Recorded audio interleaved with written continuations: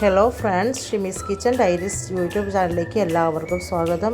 എല്ലാവരും സുഖമായിട്ടിരിക്കുന്നെന്ന് ഞാൻ വിശ്വസിക്കുന്നു. എൻ്റെ ചാനലിലെ ആദ്യത്തെ ലോങ് വീഡിയോ ആണ്. എല്ലാവർക്കും ഇഷ്ടമായാൽ ലൈക്ക് അടിക്കുക, സബ്സ്ക്രൈബ് ചെയ്യുക. സാമ്പാർ എല്ലാവർക്കും ഇഷ്ടമാണല്ലോ അല്ലേ?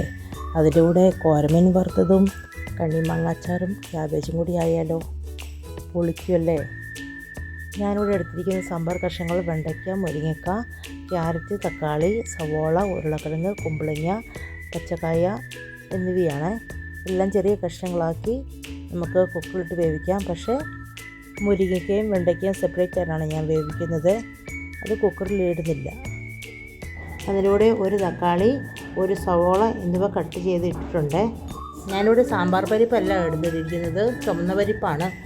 ഇതിൻ്റെ കൂടെ 2 പച്ചമുളക്, കറിവേപ്പില, ആവശ്യത്തിന് ഉപ്പ് ചേർത്ത് കൊടുക്കുക.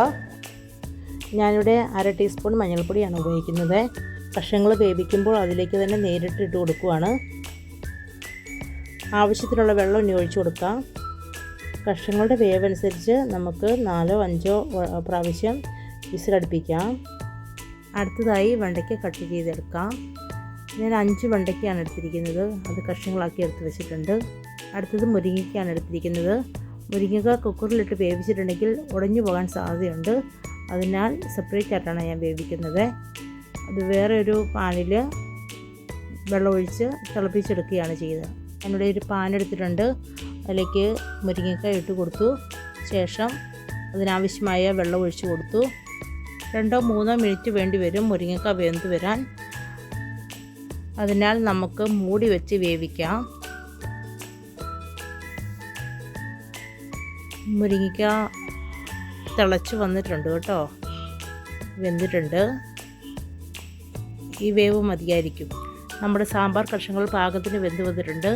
ഇനി വേറൊരു പാനിലേക്ക് എണ്ണയൊഴിച്ച് വെണ്ടയ്ക്ക വാട്ടാൻ വെക്കാം. കുക്കറിൽ മറ്റുള്ള കഷ്ണങ്ങളിൽ കൂടെ ഇടുന്നതിനേക്കാൾ നല്ലത് ഇങ്ങനെ സെപ്പറേറ്റ് വേവിക്കുന്നതാണ് നല്ലത്.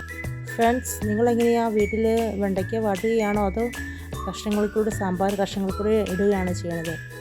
ഇങ്ങനെ ചെയ്യുന്നവരൊന്ന് കമൻ്റ് ഇടണേ. ശേഷം നമുക്ക് വേറൊരു പാനെടുത്ത് കടുക് പൊട്ടിക്കാം. കടുക് പൊട്ടിച്ച് കഴിഞ്ഞതിന് ശേഷം ഉലുവ ഇടാം. ഉലുവയും പൊട്ടിയിട്ടുണ്ട്. അതിനുശേഷം നമുക്ക് ചെറിയുള്ളി, അതായത് കുഞ്ഞുള്ളി ഇട്ട് കൊടുക്കാം. കുറച്ച് കറിവേപ്പിലയും ഞാൻ ഉണക്കമുളകും ആഡ് ചെയ്ത് കൊടുക്കുന്നുണ്ട്. ഇതാകുമ്പം ഒരു ടേസ്റ്റ് വരുമല്ലോ, അതിനാലാണ്. കടുകും പൊട്ടി, ഉലുവയും പൊട്ടി, ചെറിയുള്ളിയും നന്നായി മുരിഞ്ഞ് വന്നതിന് ശേഷമാണ് ഞാൻ ഉണക്കമുളക് ഇട്ട് കൊടുത്തത്. നമുക്ക് ഇതിലേക്ക് പൊടികൾ ഇട്ട് കൊടുക്കാം. മല്ലിപ്പൊടി 2 ടീസ്പൂൺ ഇട്ട് കൊടുത്തിട്ടുണ്ട്. അതിന് ശേഷം മുളക് പൊടി, ഞാനിവിടെ സാധാരണ കാശ്മീർ മുളക് പൊടിയാണ് എടുക്കുന്നത്. എരിവുള്ള മുളക് പൊടി എടുക്കാറില്ല കേട്ടോ. അത് ഒരു 2 ടീസ്പൂൺ ഇട്ട് കൊടുത്തു. ശേഷം കറിക്കായമാണ് ഇട്ട് കൊടുത്തിരിക്കുന്നത്. അത് നന്നായിട്ട് എല്ലാം കൂടി മിക്സ് ചെയ്യാം. മിക്സ് ചെയ്ത് പച്ചമണം മാറുന്നത് വരെ നമുക്ക് മിക്സ് ചെയ്തതിന് ശേഷം നമുക്ക് പുളിവെള്ളമില്ലേ, അത് ഒഴിച്ചു കൊടുക്കാം. ഞാനിങ്ങനെ മുളക് പൊടിയൊക്കെ വറുത്തതിന് ശേഷം അതിലേക്കാണ് പുളിവെള്ളം ഒഴിച്ചു കൊടുക്കാറുള്ളത്. ഇതെല്ലാം കൂടി നന്നായി മിക്സ് ചെയ്തതിന് ശേഷം നമുക്ക് സാമ്പാർ കഷ്ണങ്ങളിലേക്ക് ഇട്ട് കൊടുക്കാം. ഞാൻ സാമ്പാർ പൗഡർ യൂസ് ചെയ്യാറില്ല കേട്ടോ. ഇതുപോലെയാണ് സാമ്പാർ വെക്കുക. ഇനി കഷ്ണങ്ങളും പൊടികളും എല്ലാം കൂടി മിക്സ് ചെയ്ത് എടുക്കാം. നമ്മുടെ സാമ്പാർ അങ്ങനെ റെഡി ആയിട്ടുണ്ട്. സാമ്പാറിൻ്റെ നല്ല സ്മെല്ല് വരുന്നുണ്ട് കേട്ടോ. ആ കായത്തിൻ്റെയൊക്കെ സ്മെല്ലില്ലേ, നല്ല സ്മെല്ലാണ്.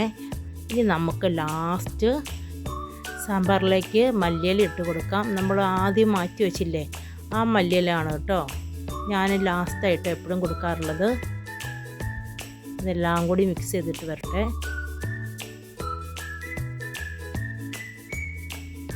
ഇത് കണ്ടോ, ഇതിൻ്റെയൊക്കെ കളർ കണ്ടോ, നല്ല ഭംഗിയില്ല കാണാൻ എൻ്റെ സാമ്പാർ. ഇങ്ങനെ തിളയ്ക്കണം, തിളച്ച് മറിയണം. ഒക്കെ മീൻ കുറച്ച് വറുക്കാം. ഇത് കോരമീനാണ്. ചിലയിടങ്ങളിൽ കിളിമീൻ എന്നും പറയും. ഇനി വേറെ പേരുണ്ടോയെന്ന് എനിക്കറിയത്തില്ല കേട്ടോ. കോര, കിളിമീൻ ഇത്രയും എനിക്കറിയത്തുള്ളൂ. നമുക്കിവിടെ വലിയ കോരയാണ് കിട്ടുക കേട്ടോ. നമുക്കിത് ക്ലീൻ ചെയ്ത് കൊണ്ടുവരാം. ഞാൻ മീൻ ക്ലീൻ ചെയ്ത് എടുത്തിട്ടുണ്ട് കേട്ടോ. ഇനി നമുക്കത് ചെറിയൊരു കഷ്ണങ്ങളാക്കി അത് വറുക്കാനായിട്ട് എടുക്കാം. അതിന് വേണ്ടി ഞാനിവിടെ കുറച്ച് ഇഞ്ചി, വെളുത്തുള്ളി, 1/4 ടീസ്പൂൺ മഞ്ഞൾപ്പൊടി, ടീസ്പൂണാണ്, ടേബിൾ സ്പൂൺ അല്ല കേട്ടോ, 1.5 ടീസ്പൂൺ കുരുമുളക് എടുത്തിട്ടുണ്ട്. കുരുമുളകിന് ശേഷം ഞാൻ ഉപയോഗിക്കുന്നത് മുളക് പൊടി കേട്ടോ. കാശ്മീർ മുളക് പൊടി തന്നെയാണ് യൂസ് ചെയ്യുന്നത്. അത് 2 ടീസ്പൂൺ എടുത്തിട്ടുണ്ട്. അതിനുശേഷം ആവശ്യത്തിനുള്ള ഉപ്പും ചേർത്ത് നമുക്ക് നന്നായി മിക്സിയിൽ അരച്ച് കൊണ്ടുവരാം. മിക്സിയിൽ അരച്ചെടുത്തിട്ടുണ്ട്. ഇനി മസാല പിടിക്കാനായിട്ട് നമുക്ക് മീൻ കഷ്ണങ്ങൾ ഇട്ട് കൊടുത്ത് ഒരു അരമണിക്കൂറോളം നമുക്ക് മാറ്റി വയ്ക്കാം കേട്ടോ. അതിനുശേഷം എടുത്ത് വറുക്കാം. എല്ലാ കഷ്ണങ്ങളിലെല്ലായിടത്തും ഈ മസാലകൾ നന്നായിട്ട് പിടിക്കണമേ. എങ്കിൽ മാത്രമേ നമുക്ക് ആ മസാലയുടെ ഒരു ടേസ്റ്റ് വരത്തുള്ളൂ. ഇനി നമുക്കൊരു പാൻ എടുത്ത് അതിലേക്ക് എണ്ണ ഒഴിച്ച് കൊടുക്കാം. ഞാനിവിടെ എണ്ണ ഒഴിച്ച് കൊടുത്ത് ചൂടായിട്ടുണ്ട്. അതിന് ശേഷം മീൻ കഷ്ണങ്ങളെല്ലാം ഇട്ട് കൊടുക്കുന്നുണ്ട്. മീൻ സാമ്പാർ മാത്രമല്ല കേട്ടോ, ക്യാബേജ് തോരനും ഉണ്ട്, നല്ല കണ്ണിമാങ്ങ അച്ചാറും ഉണ്ട് കേട്ടോ. കണ്ണിമാങ്ങ അച്ചാർ നിങ്ങൾക്ക് ഇഷ്ടമല്ലേ? ഇഷ്ടമില്ലാത്തവരൊന്ന് പറയണേ. എല്ലാവർക്കും ഇഷ്ടമുള്ളത് തന്നെയായിരിക്കും കണ്ണിമാങ്ങ അച്ചാർ. ഒരു വശം മൂത്ത് കഴിഞ്ഞപ്പോൾ ഞാൻ അടുത്ത വശം മറിച്ചിട്ടിട്ടുണ്ട്.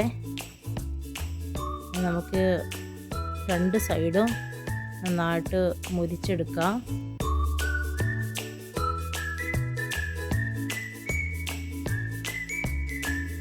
മീനങ്ങനെ മുരിഞ്ഞു വന്നിട്ടുണ്ട് കേട്ടോ. നമുക്ക് ചോറ് കഴിച്ചാലോ? ഞാൻ വറുത്തെടുത്ത് വെച്ച മീനാണേ. നമുക്കൊരു പ്ലേറ്റിലേക്ക് ആവശ്യത്തിലുള്ള ചോറെടുക്കാം. ശേഷം നമുക്ക് മീനും സാമ്പാറും കൂട്ടി നന്നായി അങ്ങോട്ട് കഴിക്കാം കേട്ടോ. ഞങ്ങൾ മീനൂടെ എടുത്ത് വെച്ചിട്ടുണ്ട്. ശേഷം നമ്മൾ ഇപ്പോൾ ഉണ്ടാക്കി വെച്ച സാമ്പാറില്ലേ, അതും നമുക്ക് കൂട്ടി ചോറ് കഴിക്കാവേ.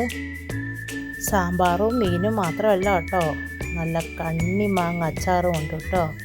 നല്ല കണ്ണിമാങ്ങ അച്ചാറും കൂട്ടിയാണ് ഞാനിന്ന് കഴിക്കാൻ പോണത്. എല്ലാവരും ഭക്ഷണം കഴിച്ചായിരുന്നോ?